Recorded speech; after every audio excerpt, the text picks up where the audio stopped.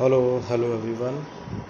Commerce तुम्हें प्रणाम में आप सभी सम्मानित साथियों का बहुत बहुत स्वागत। युवा साथियों, प्यारे विद्यार्थियों, आपका प्यार स्नेह बढ़ चढ़कर मुझे प्राप्त हो रहा है। उसके लिए हाथ जोड़कर आपका बहुत बहुत आभार, बहुत बहुत धन्यवाद। यूं ही आप लोग पढ़ते रहिएगा और जितना मेरे से हर संभव प्रयास हो पाएगा या जितना मैं कर पाऊँगा आपके लिए समर्पित भाव से नॉलेज मैं आपको जितना भी मेरे को अर्जित है मैं आपको समर्पित करता जाऊँगा। साथियों, बस आप पढ़ते जाइएगा और आगे मेरा एक प्रयास है कि हम 5 मिनट समथिंग कुछ ऐसा सीरीज़ शुरू करेंगे जिसमें हम ऐसे टॉपिक लेंगे जो एक आम आदमी को भी उसके बारे में पता होनी चाहिए, या कॉमर्स को हम इस तरीके से सीखने की कोशिश करेंगे कि एक 5 से 10 मिनट के अंदर ऐसे ऐसे टॉपिक जैसे सेंसेक्स क्या है, बीएसई क्या है और रेपो रेट क्या है, बैंक रेट क्या है, जैसे ये नॉर्मल है, यूज़ होते हैं और हमको भी नहीं पता होता। हमको तो कॉमर्स स्टूडेंट है, पता होना चाहिए, लेकिन हमको भी नहीं पता और जो आम पब्लिक है उसको पता होता ही नहीं है। तो ऐसी हम जानकारी जागरूकता फैलाने की कोशिश करेंगे जिसमें आपका सहयोग अपेक्षित रहेगा। चलिए देखते हैं वो कब शुरू करते हैं। फ़िलहाल इसमें आज हम लोग पढ़ेंगे, अभी आप लोग फिस्कल पॉलिसी के बारे में काफ़ी जानने लगे होंगे।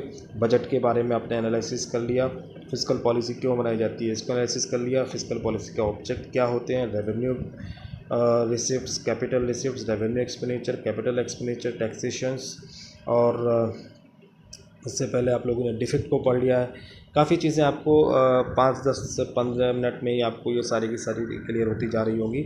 आज हम टाइप्स ऑफ फिस्कल पॉलिसी लेंगे, ठीक है। पहला एक तो topic types of fiscal policy की बात करें तो जो राजकोषीय नीतियाँ होती हैं वो तीन तरीके की होती हैं: न्यूट्रल, कॉन्ट्रैक्शनरी एंड एक्सप्लेनेशनरी। ध्यान रखना है कि इसको बोलते हैं विस्तारवादी, इसको बोलते हैं संकुचितवादी और इसको बोलते हैं न्यूट्रल। न्यूट्रल का मतलब ये होता है कि ना जिसमें न्यूट्रल रहे, ना कुछ ज़्यादा है ना ज़्यादा कम, इसको हम लोग न्यूट्रल बोलते हैं, ठीक है। तो देखिए, न्यूट्रल का मतलब क्या होता है कि गवर्नमेंट जब स्पेंड करती है तो ध्यान रखें कि गवर्नमेंट स्पेंड करती है तो गवर्नमेंट जितना मिलता है उतना ही खर्च कर देती है, यानी गवर्नमेंट के खर्चे और गवर्नमेंट की प्राप्तियां अगर दोनों बराबर हों तो उसको हम लोग बोलते हैं न्यूट्रल फिस्कल पॉलिसी। यानी गवर्नमेंट जब इस तरह की फिस्कल पॉलिसी को फॉलो करती है जो न्यूट्रल हो, जिसमें खर्चे के बराबर प्राप्तियां हो, आगम हो, उसको हम लोग बोलते हैं neutral fiscal policy. Government expenditure जो करती है आपको पता ही है, रेवेन्यू एक्सपेंडिचर करती है प्लस कैपिटल एक्सपेंडिचर करती है। रेवेन्यू एक्सपेंडिचर, कैपिटल एक्सपेंडिचर क्या होते हैं, लास्ट वीडियो आप लोग देखिए। सिस्टम से अगर आप 1 बाय 1 करके देखेंगे तो आपको पूरा समझ में आ रहा होगा। और लास्ट वीडियो में हमने डाला है इन चीज़ों को। गवर्नमेंट रिसिप्ट जो होती हैं ये भी दो चीज़ों से होती है, capital receipts plus revenue receipts. अब इन दोनों को, ये दोनों बराबर होते हैं गवर्नमेंट रिसिप्ट से, ये होते हैं गवर्नमेंट एक्सपेंडिचर के। तो गवर्नमेंट एक्सपेंडिचर बराबर गवर्नमेंट रिसिप्ट्स अगर हो जाता है तो उसको हम लोग बोलते हैं न्यूट्रल फिस्कल पॉलिसी। यानी न्यूट्रल फिस्कल पॉलिसी में ध्यान रखने वाली बात कि सरकार के खर्चे भी और सरकार की इनकम भी दोनों क्या होते हैं, बराबर होते हैं। चलिए फिर हम लोग पढ़ लेते हैं यहाँ पर विस्तारवादी, नंबर 3 पहले ले लेते हैं। विस्तारवादी में क्या होगा, देखिए, गवर्नमेंट जब ज़्यादा खर्चा करती हो अपनी इनकम के मुकाबले तो उसको हम लोग बोलते हैं expansionary fiscal policy. Expansionary fiscal policy, विस्तारवादी राजकोषीय नीति। देखिए क्या रहा है, government spending is more than government receipt. जब गवर्नमेंट के रिसीप्ट्स गवर्नमेंट स्पेंड से कम हो, गवर्नमेंट एक्सपेंडिचर से कम हो, तो उसको हम लोग बोलते हैं विस्तारवादी राजकोषीय नीति। इंक्रीज इन मनी सप्लाई, यहाँ पर मनी सप्लाई बढ़ा दी जाती है, खासकर ये जब फॉलो की जाती है जब मार्केट में मॉनेटरी डिफ्लेशन होती है, मुद्रा संकुचन होता है, मुद्रा का अभाव होता है, मुद्रा संकुचन की स्थिति बाजार में हो रही होती है, तब मंदी का दौर चल रहा होता है, तब ये पॉलिसी फॉलो की जाती है। Expenditure increase and reduction in tax rate and recession time में, देखिए यूज़ होता है रिसेशन टाइम आ गया यहाँ पर। जैसे इस प्रकार कोरोना चल रहा है इस समय, तो कोरोना में लॉकडाउन होने के कारण से विश्वव्यापी महामंदी चल रही है, तो इस समय भारत सरकार ने भी आत्मनिर्भर भारत के नाम से प्लान जारी किया है जिसमें 20 लाख करोड़ रुपए की जो है आर्थिक मुआवजा घोषित किया गया है, जिसमें सभी तरह की जो है नीचे तक पढ़ाना है।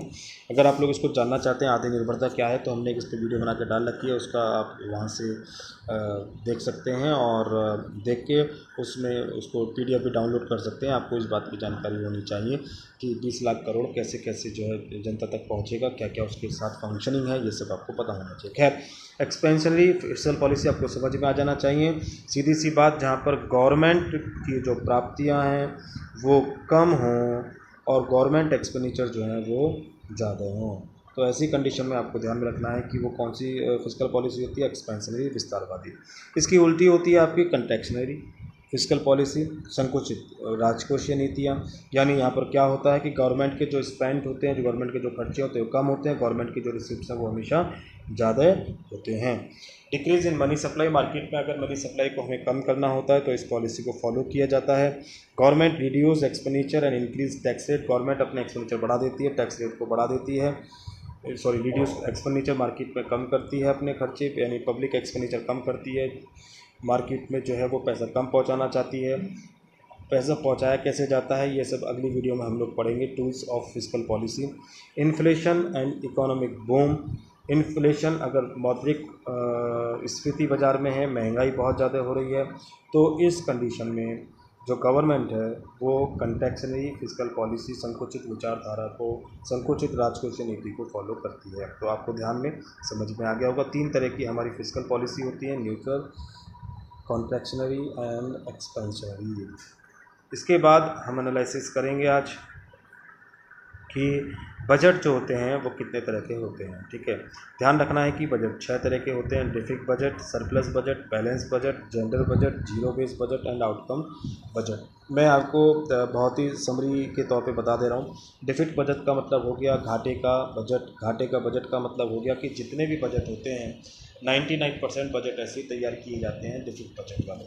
इंडिया के अंदर ये वाला बजट होता है जिसमें एक्सपेंडिचर ज़्यादा हो, रेवेन्यू कम हो, उसको हम लोग बोलते हैं डिफिक बजट। सरप्लस बजट उल्टा होता है, एक्सपेंडिचर जिसके कम हो, रेवेन्यू ज़्यादा हो, उसको सरप्लस बजट बोलते हैं। ऐसा बहुत कम देशों में बनाया जाता है कि जहाँ पर कमाई ज़्यादा करते हो, खर्चे कम करते हो, उसको हम लोग सरप्लस बजट बोलते हैं। डिफिक बजट, एक्सपेंडिचर ज़्यादा और रेवेन्यू कम, यानी प्राप्तियाँ कम और खर्चे ज़्यादा। ठीक है। बैलेंस बजट जो होता है, जब बैलेंस बजट मतलब जहाँ एक्सपेंडिचर रेवेन्यू के बराबर हो जाता हो, जहाँ पर इस पॉलिसी को फॉलो किया जाता है उसको हम लोग बोलते हैं balance budget. Gender budget, gender budget के नाम से क्लियर है, फीमेल एम्पावरमेंट। जेंडर का मतलब आपको मेल से नहीं समझना, जेंडर शब्द जहाँ आए तो देखना जेंडर का मतलब होता है मेल फीमेल।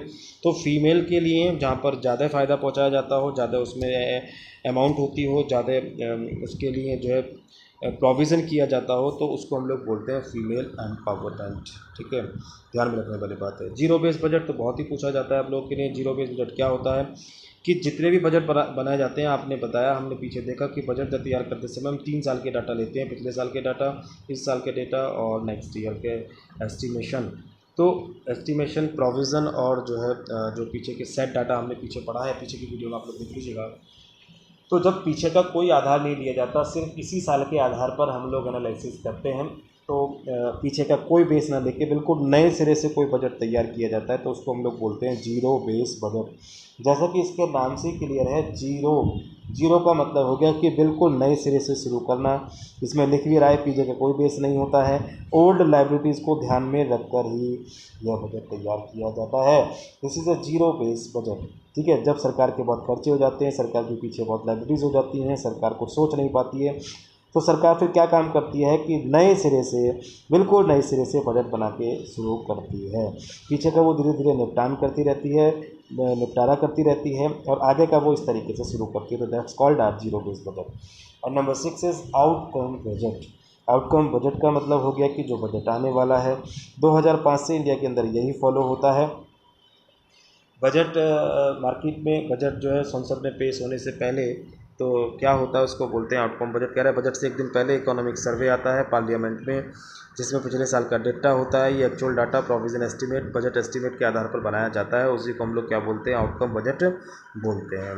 तो आई होप आपको बजट के बारे में जानकारी हो गई होगी। टाइप्स ऑफ बजट कितने तरह के, 6 तरह के, deficit budget, surplus budget, balance budget, general budget, zero base budget और आउटकम बजट, जिनके नाम से ही क्लियर है साथियों, इसलिए घबराने की जरूरत नहीं है। एक बार दिमाग में सेट कर लीजिएगा। डिफिट का मतलब घाटा। घाटा कब होता है, जब एक्सपेंडिचर ज़्यादा हो, रेवेन्यू कम हो। सरप्लस कब होता है, जब हमारे पास इनकम ज़्यादा हो, रेवेन्यू ज़्यादा हो। बैलेंस कब होता है, जब दोनों बराबर हो। जेंडर का मतलब फीमेल होता है। जीरो बेस का मतलब, जीरो का मतलब नई से शुरू करना। आउटकम बजट का मतलब जो आने वाला है। तो बहुत सिंपल है इस तरीके से। साथियों आपको वीडियो पसंद आई हो तो इसको शेयर कीजिएगा, कमेंट्स ज़रूर डाला करें, इससे मुझे मोटिवेशन मिलता है। हाथ जोड़कर आपसे विनम्र प्रार्थना। दूसरी बात, कल हम जो पढ़ेंगे फिस्कल पॉलिसी में टूल्स पढ़ेंगे। टूल्स यहाँ से प्रॉपर आपको टैक्सेशन वगैरह इन सब का पूरा जानकारी मिलना शुरू हो जाएगा। साथियों इसी आशा के साथ कि आपका दिन शुभ हो, भविष्य मंगलमय हो, आज की क्लास यहीं समाप्त करते हैं। बहुत बहुत धन्यवाद।